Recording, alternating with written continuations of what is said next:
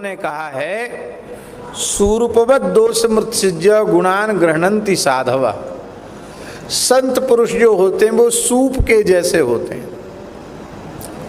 माताएं सूप में फटकती हैं तो जो असार वस्तु है भूसी आदि वो तो फटक करके नीचे डाल देती हैं, और जो सार सार होता है वो सूप में इकट्ठा हो जाता है। तो संत तो होते हैं सूर्प के समान और दुष्ट होते हैं चलनी के समान। चलनी जानते हो, आटा चालने वाली, उसमें चालो तो क्या होता है, सार सार वस्तु तो नीचे गिर जाती है और चोकर कचड़ा कूड़ा वो चलनी अपने में इकट्ठा कर लेती है। दुष्ट ऐसे ही होते, चलनी के जैसे होते हैं, वो गुण तो सब नीचे गिरा देंगे। दोष कोई होंगे उनको ही बस उन्हीं को हृदय में धारण करके उसी में बस मस्त रहेंगे, उनका व्यसन वही है।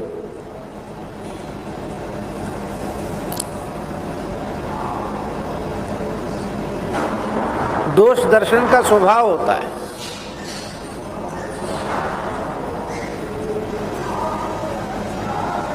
इसलिए सबसे भारी दोष है दोष दर्शन। दोष दर्शन से बड़ा कोई दोष नहीं है। और हम तो कहेंगे दोष दर्शन तो दोष है ही, संसार में गुणों का दर्शन भी दोष है। गुण दोष दृशिर दोषा गुणस्तु भय वर्जिता। दोष दर्शन तो दोष है ही है, गुण दर्शन भी दोष है। इसलिए इन दोनों दोषों से साधकों को बचना चाहिए। अन्यस्य दोष गुण चिंतन मासु मुक्त्वा सेवा कथा रसमहो नितराम पिबत्वम। न तो किसी के दोषों का चिंतन करो, ना ही किसी के गुणों का चिंतन करो, सेवा कथा रस का पान करो। दोष चिंतन भी मत करो, गुण चिंतन भी मत करो। दोष चिंतन क्यों ना करो? व्यक्ति का दोष है, हमने सबसे पहले उस दोष को सुना तो हमारे कान के माध्यम से हमारे हृदय में आया, हमारा मन गंदा हुआ। फिर हमने वाणी से उसको कहा तो हमारी वाणी अपवित्र हुई, और उस व्यक्ति का दोष तो खत्म हुआ नहीं, वह दोष आत्मनिष्ठ हो गया, हमारे अंतःकरण में आ गया, फिर हमारी वाणी में आ गया। हमारे महाराज जी कहते थे, भक्तमाली जी महाराज, कि जो दोष तुम्हारे हृदय में आया है, फिर हृदय से वाणी में आया है, वह दिन दूर नहीं है, वही दोष तुम्हारी क्रिया में आ जाएगा।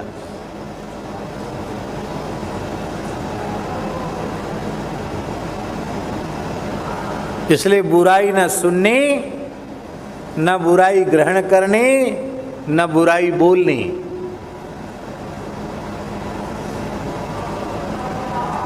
है तो कठिन, क्योंकि इसमें मनुष्य को रस बहुत आता है। पर निंदा, पर चर्चा, श्रवण में, वर्णन में बहुत रस आता है। कथा कीर्तन में उतना रस नहीं आता, इसमें बहुत रस आता है। संसार में ऐसी घटनाएं घट जाती हैं, उन घटनाओं को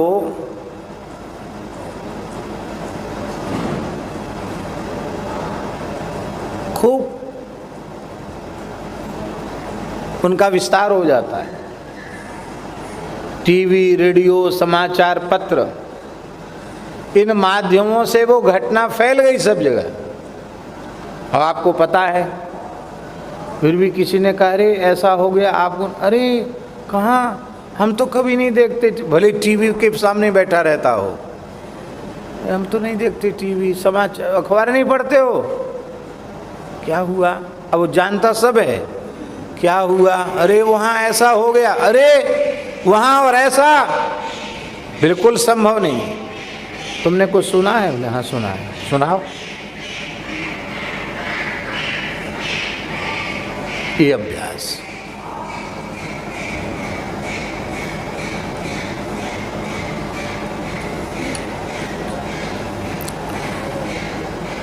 पाप तो पापी ने किया और आपने उस पाप की चुगली की, तो आपको वही पाप लग गया जो पाप उस पापी ने किया था। भागवत जी में लिखा है, क्या लिखा है? यत अधर्म कृतस्थानम सूचकस्यापि तद भवेत्। जो पाप पापी को पाप करने से मिलता है, वही पाप उस पाप की चुगली करने वाले को हो जाता है। इसलिए धर्मात्मा पुरुष कभी किसी की निंदा नहीं करते। एक राजा था,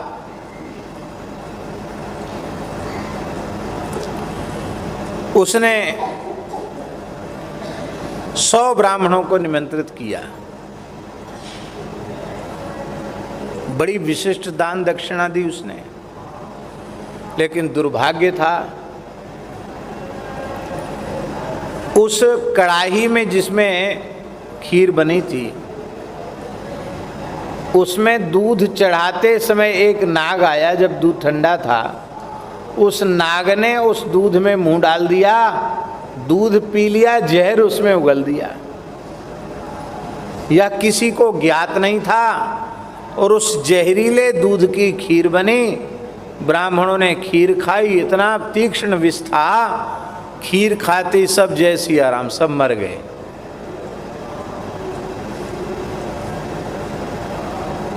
अरे राम राम, धर्म पुण्य के काम में इतना बड़ा पाप लग गया, ब्रह्म हत्या हो गई। 100 ब्राह्मणों की हत्या, ब्रह्म हत्या, महापाप। राजा इतना दुखी हुआ, कौन से हमारे पाप का उदय हुआ। राजा सब कुछ त्याग करके गंगा जी के किनारे, गंगा जी के किनारे राजा अनशन व्रत लेकर के बैठ गया। अब प्राण त्याग दूंगा, क्योंकि अब मेरे पाप का तो कोई प्रायश्चित बचा नहीं।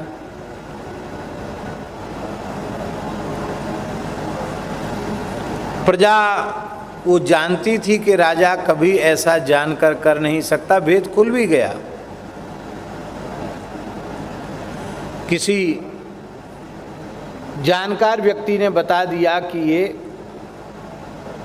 अनजाने में ऐसा हुआ। अब महाराज, वो जो ब्रह्म हत्या थी, पाप जिसका है उसको लगेगी ना। अब राजा का पाप तो है नहीं, रसोइयों का भी पाप नहीं है, रसोइयों ने कोई जान के जहर थोड़ी मिलाया। अब वो ब्रह्म हत्या जो है गई यमराज के यहाँ, बोले मैं किसके ऊपर चढ़ूं, ये तो बताओ। बोले भैया ये तो बड़ा जटिल प्रश्न है, पाप किसको लगे? करने वाले को पाप लगता, करने वाला तो यहाँ कोई है ही नहीं, किसको लगे पाप? तो वहाँ पंचायत बैठ गई, सब विचार कर रहे थे किसको पाप लगे, किसको पाप लगे, किसको पाप लगे। महाराज जी 3 दिन 3 रात तक बैठक चली, निर्णय नहीं हो पाया ब्रह्म हत्या लगे किसको।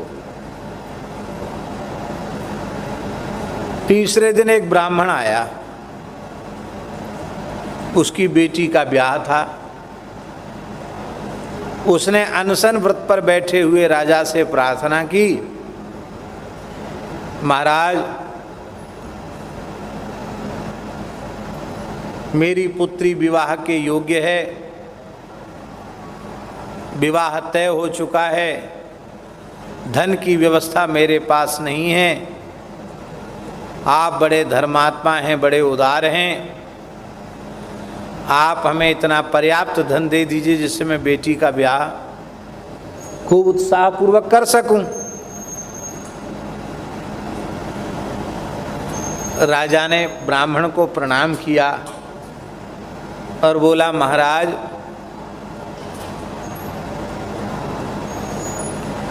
मैं पापी मनुष्य हूँ, मैंने सब कुछ त्याग दिया है, परिवार, कुटुंब, खजाना, राजगद्दी सब कुछ त्याग कर अन्न जल भी त्याग दिया है। मैं तो गंगा किनारे राम राम करके मरने बैठा हूं कि बस राम राम राम राम राम राम राम राम राम राम राम राम राम राम राम राम राम राम करते करते मर जाऊंगा, मेरे पाप का कोई प्रायश्चित नहीं है। रोने लगा राजा। राम राम जप रहा था, बोले मैं राम राम जप, मेरे पास कुछ नहीं, मैं क्या दूंगा आपको। जिसका राज्य हो, जो लोग उसके मालिक हों, उनसे आप जाइए, संपर्क कीजिए, मेरे पास तो राम नाम के अलावा कुछ नहीं है। इतना सुनते ही वो ब्राह्मण क्रोध में आग बबूला हो गया और गालियां बकता हुआ बोला, है? क्या बोला? बोले 100 चूहे खाए बिलारी जपने बैठी। 100 चूहे खाने के बाद बिल्ली हाथ में माला लेकर के जपने बैठी है, हज को चली। अरे हत्यारे, 100 ब्राह्मणों की जान लेने के बाद यहाँ ढोंग रच रहा है, भजन का पाखंड रच रहा है। गालियां बकने लग गया। राजा कुछ नहीं बोला। उसी समय देवलोक की पंचायत समाप्त हो गई। बोले निर्णय हो गया, इस 100 ब्राह्मणों की हत्या का पाप इस ब्राह्मण के सिर पे लिख दिया जाए। बोलो भक्तवत्सल भगवान की।